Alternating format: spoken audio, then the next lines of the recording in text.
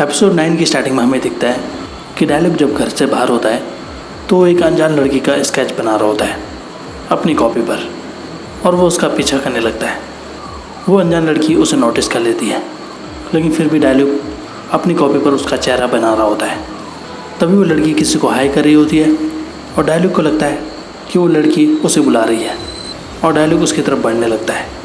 तभी दिखता है उस लड़की का बॉयफ्रेंड वहाँ आता है और वो डायलॉग से पूछने लगता है, तुम कौन हो, तुम यहाँ क्या कर रहे हो। डायलॉग अपनी डायरी पीछे छुपा देता है। उस लड़की का बॉयफ्रेंड डायलॉग की डायरी छीनने की कोशिश करता है, लेकिन डायलॉग उसे धक्का दे देता है, जिससे उस आदमी के नाक पर चोट लग जाती है। फिर वो आदमी डायलॉग को मुक्का मार देता है और डायलॉग ज़मीन पर गिर जाता है। इसके बाद वो आदमी डायलॉग पर पैर से वार करता है। इसके बाद हमें दिखता है कि मायूम और जॉनयोंग वो पुलिस स्टेशन में जाते हैं डायलॉग से मिलने के लिए, और दिखता है पुलिस स्टेशन में डायलॉग के साथ वो कपल भी होते हैं। मायूम डायलॉग का चेहरा देखती है। वो देखकर हैरान होती है कि डायलॉग के चेहरे पर चोट के निशान है। पुलिस मायूम को बताती है कि डायलॉग को पीटा गया। वो आदमी कहता है इसने मेरी गर्लफ्रेंड को छुआ। मायूम डायलॉग से पूछती है क्या ये सच है। डायलॉग मना करता है। तभी वो आदमी डायलॉग को मारने के लिए खड़ा उठता है। वो लड़की अपने बॉयफ्रेंड को रोकती है। वो लड़की कहती है वो मेरा पीछा कर रहा था, जिससे मुझे बुरा लगा। वो मुझे अजीब नज़रों से देख रहा था। डायलॉग कहता है मैं ड्राइंग कर रहा था। वहीं दूसरी तरफ हमें दिखता है कि सेओकजी यंगटून के CEO यंग सिन से मिलने गया होता है। वो औरत सेओकजी को यंगटून में चीफ एडिटर बनने का ऑफ़र देती है। सेओकजी ये सुनकर हैरान होता है। वहीं दूसरी तरफ हमें दिखता है कि मायूम डायलॉग से नाराज़ होती है उस इंसिडेंट के कारण। फिर डायलॉग मायूम से माफ़ी मांगता है और वो वादा करता है कि वो आइंदा से ऐसा काम नहीं करेगा। फिर अगले दिन मायूम जॉनयोंग के साथ जब ऑफिस जा रही होती है तो मायूम जॉनयोंग से रिक्वेस्ट करती है कि वो कल रात के इंसिडेंट के बारे में ऑफिस में किसी को न बताए। इस बार ऑफिस में जंगमन अनाउंसमेंट करता है कि वो टाइम मशीन के रीमेक के लिए पुराने राइटर जिन्होंने टाइम मशीन लिखा था उनको ही हायर कर रहा है, और उनका नाम था हाईग्यू। ये बात सुनकर सभी हैरान होते हैं। जंगमन मायूम और जॉनयोंग को साथ चढ़ने के लिए कहता है। इसके बाद जंगमन मायूम और जॉनयोंग को साथ ले चल पड़ता है और वो आखिरकार राइटर हाईग्यू के घर पहुंच जाते हैं। जंगमन उन्हें बताता है कि राइटर हाईग्यू ने जुए और शराब में अपना सारा पैसा गंवा दिया।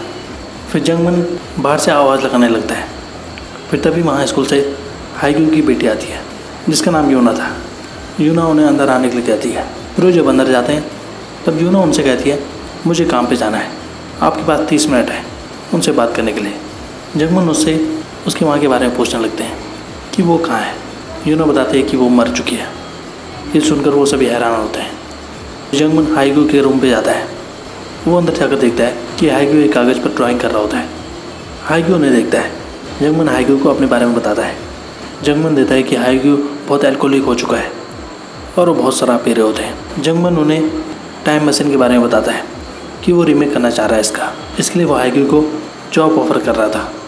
ये सुनकर हाईग्यू नाराज़ हो जाता है। वो कहता है कि कागज़ के जरिए ही कॉमिक्स पढ़ी जाती है, मोबाइल के जरिए नहीं। हाईग्यू उस काम के लिए 1 बिलियन वॉन की डिमांड रखता है। ये सुनकर जंगमन हैरान होता है।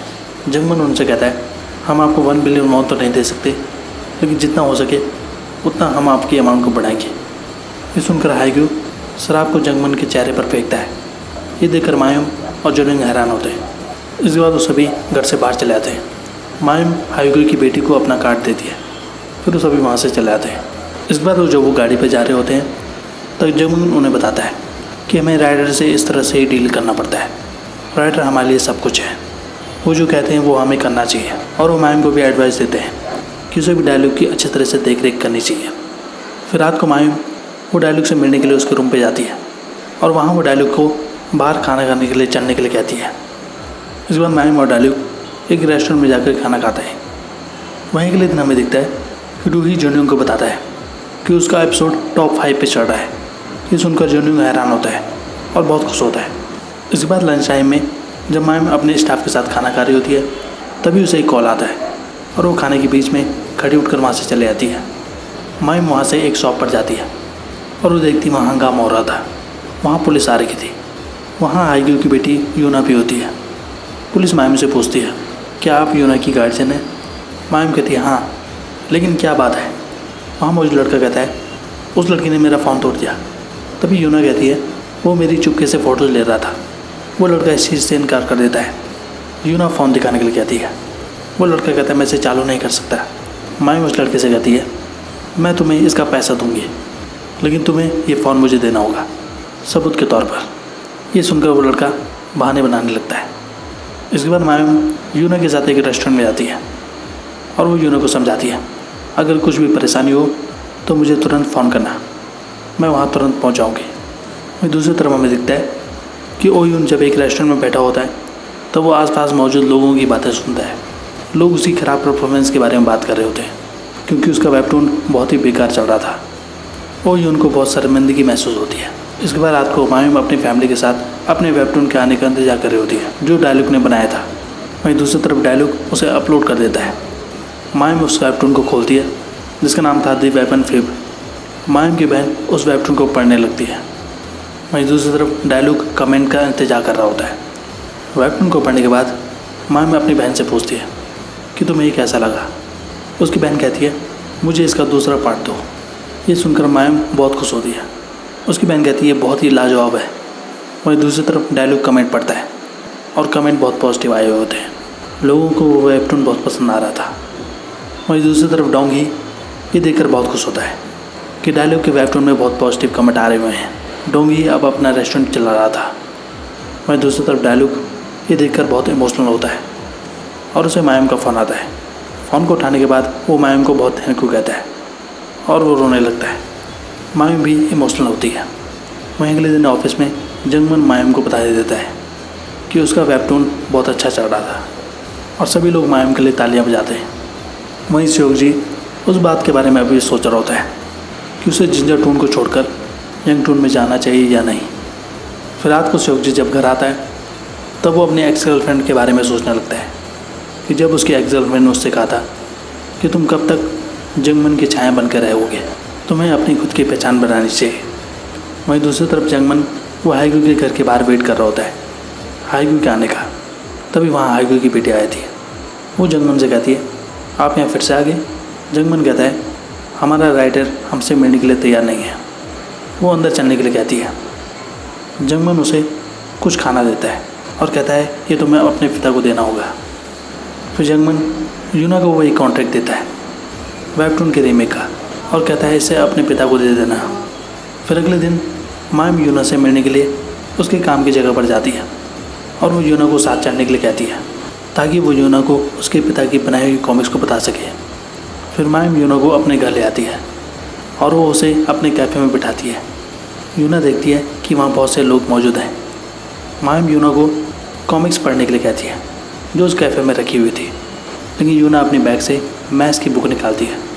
वो कहती है मैं कॉमिक्स नहीं पढ़ती, मुझे उनसे नफरत है।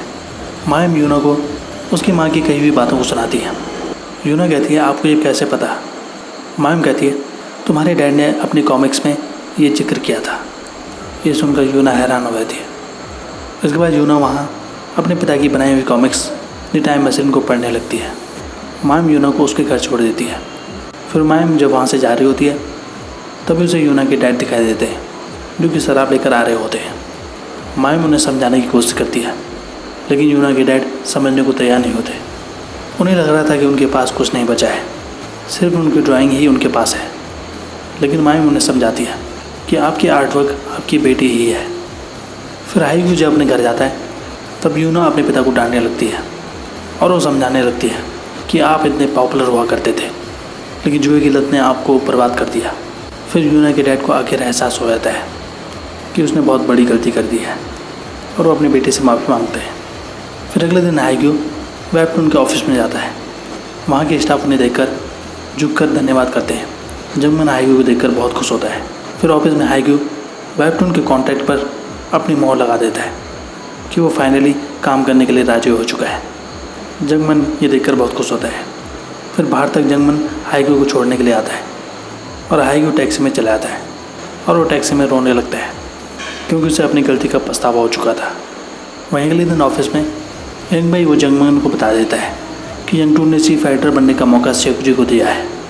फिर रात को एक ब्रिज में जंगमन और श्योकजी आमने सामने आए थे और यहाँ पर एपिसोड खत्म होता है। तो आज के लिए बस इतना ही। ऐसी वीडियोस देखते रहे हमारे चैनल पे। Thank you so much.